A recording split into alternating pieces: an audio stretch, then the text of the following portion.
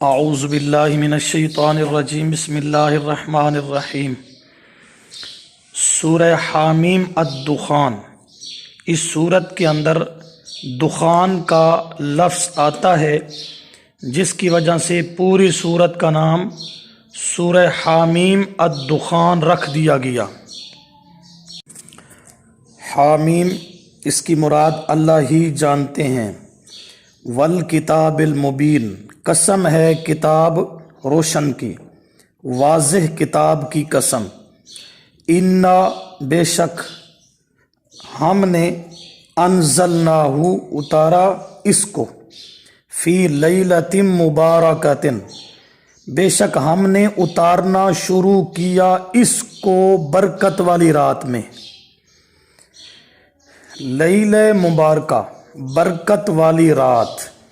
اس آیت سے اتنا ثابت ہوا کہ قرآن کا نزول رات سے شروع ہوا، اور سورۃ البقرہ پارہ نمبر 2 میں فرمایا شہر رمضان الذی انزل فیہ القرآن، قرآن رمضان میں اترنا شروع ہوا۔ دو باتیں ہو گئی، قرآن رات میں اترا اور رات رمضان المبارک کے مہینہ کی تھی۔ کون سی تھی؟ سورۃ القدر نے اس کو مزید واضح کر دیا، انا انزلناہ فی لیلۃ القدر، قدر کی رات۔ تھوڑی سی بات سمجھنی ہے کہ اس آیت میں لیلہ مبارکہ سے کیا مراد ہے۔ یاد رکھنا، جمہور صحابہ و تابعین سب کے نزدیک اس رات سے مراد لیلۃ القدر والی رات ہے۔ ہاکذا قالوا عن ابن عمر و مجاہد و ابی و الضحاک و غیرہم از ابن کثیر۔ اس پوری امت میں ایک اکرمہ ہے، وہ کہتا ہے کہ اس لیلہ سے، اس رات سے مراد 15ویں شعبان کی رات ہے۔ یہ اکرمہ ابو جہل کا بیٹا نہیں ہے، وہ تو مخلص صحابی تھا۔ یہ عبداللہ بن عباس رضی اللہ عنہما کا غلام تھا، تابی سے مراد صحابی کا شاگرد ہے، لیکن یہ بعد میں خارجی ہو گیا تھا، اور پھر یہ روایتیں گھڑتا تھا اور عبداللہ ابن عباس کے ذمے اور حضرت علی اور نبی علیہ السلام کی نسبت کر دیا کرتا تھا، جس کی وجہ سے حضرت عبداللہ بن عباس کے بیٹے علی نے ان کو ایک دفعہ باندھ رکھا تھا کہ تو حدیثوں کو گھڑتا ہے اور میرے باپ کے ذمے پھر جھوٹ باندھ دیتا ہے۔ یہ اکرمہ خارجی ہے، متقدمین خوارج بالاتفاق کافر ہیں۔ تو یہ اکرمہ کافر ہے، اور کافر کہہ رہا ہے کہ اس آیت میں لیلۃ مبارکۃ سے مراد 15ویں شعبان کی رات مراد ہے۔ یہ قول ضعیف ہے، میں اسے ثابت کر چکا ہوں کہ یہ رمضان المبارک کی لیلۃ القدر میں قرآن کا نزول شروع ہوا۔ وما قیل انہا لیلۃ النصف من شعبان فلیس بشیء، تفسیر مظہری میں لکھا ہے کہ جو اس آیت میں لیلہ مبارکہ سے مراد لیتا ہے 15ویں شعبان کی رات، یہ بات بالکل غلط ہے۔ تفسیر مظہری۔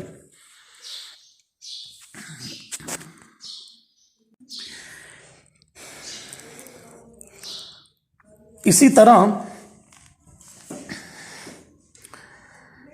اس آیت کے تحت احکام القرآن ابن عربی مالکی، جلد 4 صفحہ 1690 میں لکھا ہوا ہے۔ یہ بہت بڑا محدث ہے، مجتہد ہے۔ اسی آیت کے تحت لکھتے ہیں وَجَمْهُورُ الْعُلَمَاءِ عَلَىٰ أَنَّهُ لَيْلَةُ الْقَدْرِ، کہ لیلہ مبارکہ سے مراد لیلۃ القدر ہے۔ وَمِنْهُمْ مَنْ قَالَ أَنَّهَا لَيْلَةَ النِّصْفِ مِنْ شَعْبَانَ وَهُوَ بَاطِلٌ، اور جو آدمی یہ دعویٰ کرے کہ لیلۃ مبارکۃ سے مراد शाबान का निस्फ है, ये निरा झूठ है।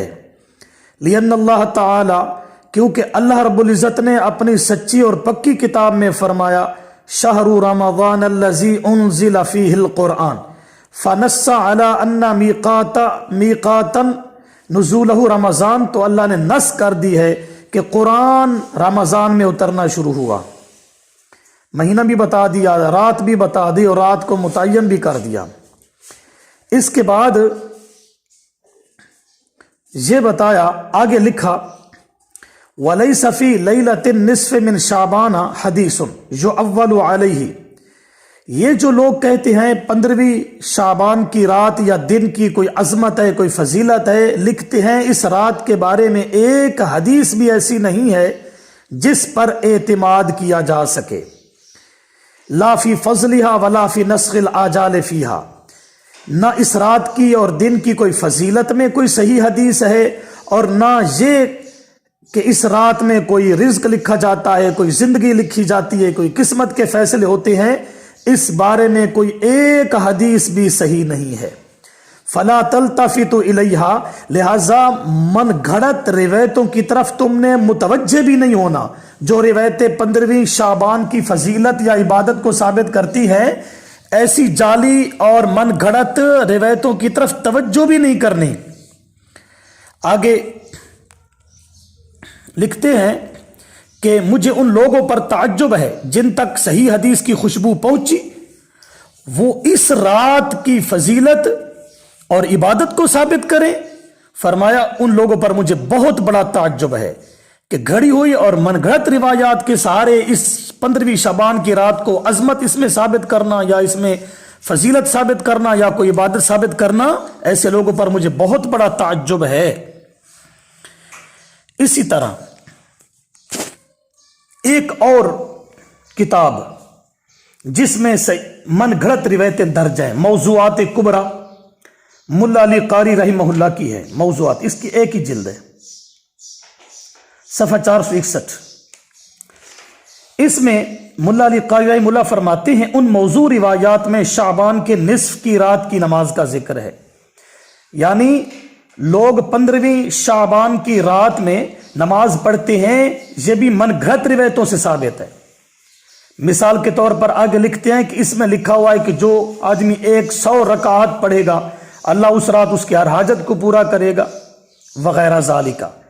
कहते हैं ये सब मनगढ़ंत रिवायात हैं। इस तरह और इस मजमून की रिवायात घड़ी हुई हैं, कुछ हजरत अली रजी अल्लाह तआला अन्हु की तरफ मंसूब है और कुछ अल्लाह के नबी की तरफ मंसूब है।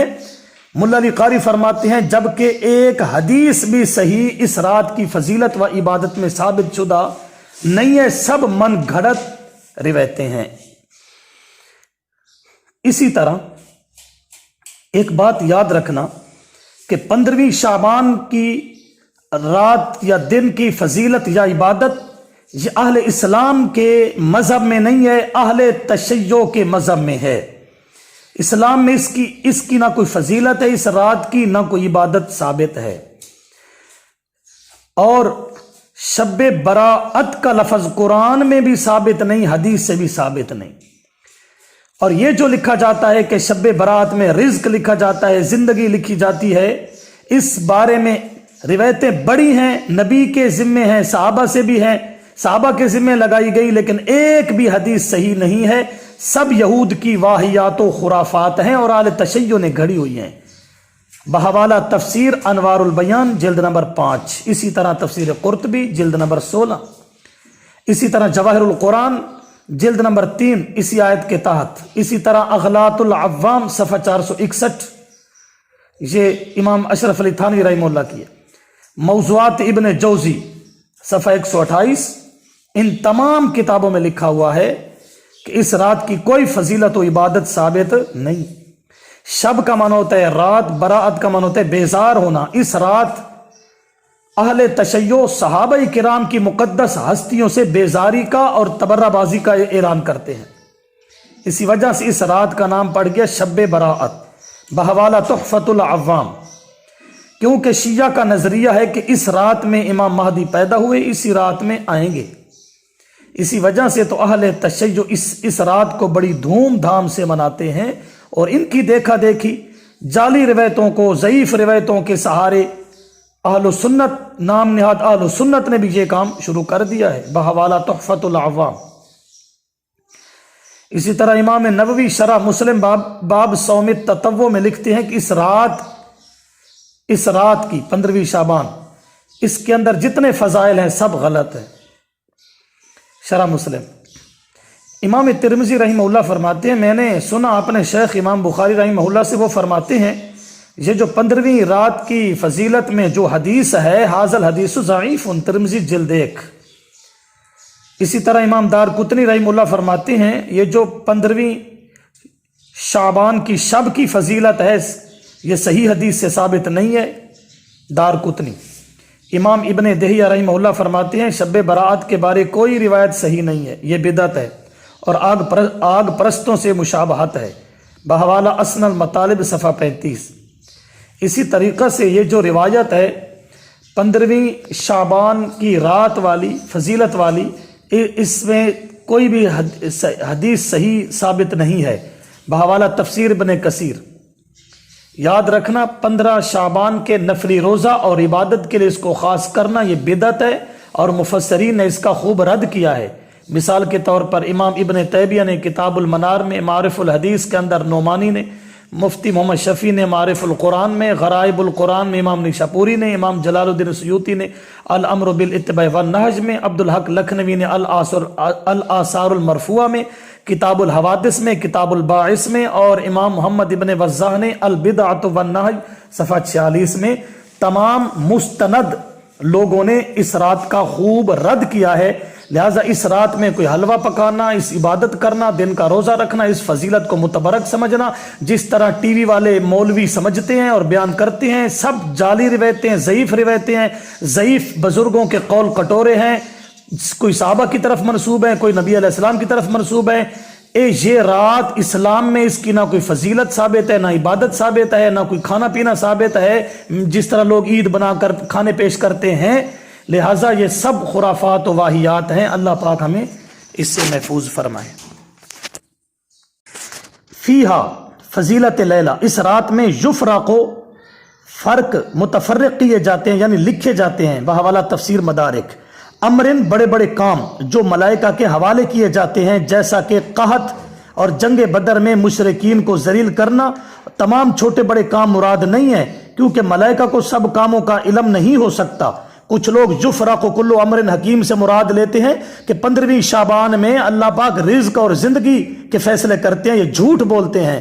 یفرق کل امر حکیم سے بڑے بڑے کام جو ملائکہ کے حوالے اللہ نے کر دیے ہیں وہ مراد ہے۔